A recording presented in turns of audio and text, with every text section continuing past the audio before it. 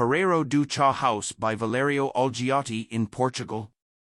The house is located in Alentejo, Portugal. It is 10 kilometers away from the ocean. The area is known for its wide-open spaces and its rural landscape. The house is set at the end of a dirt road, in between hills and surrounded by cork oaks. In the middle of this wild, hilly landscape there is a platform and on it a garden with a pavilion-like house in it. There are walls of different heights around the platform that protect the life on it. The setting of walls allows a differentiated spatial perception of the surrounding landscape. Through the entrance gate, the blue quartzite shines through the deeper water surface of the pool.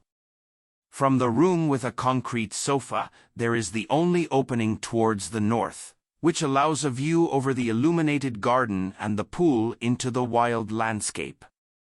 There is no internal connecting corridor in the house itself. The garden's path system connects the rooms. Everything is set so that there is enough shade inside the house during the hot summer and that the sun can shine deep into the rooms in the cooler winter.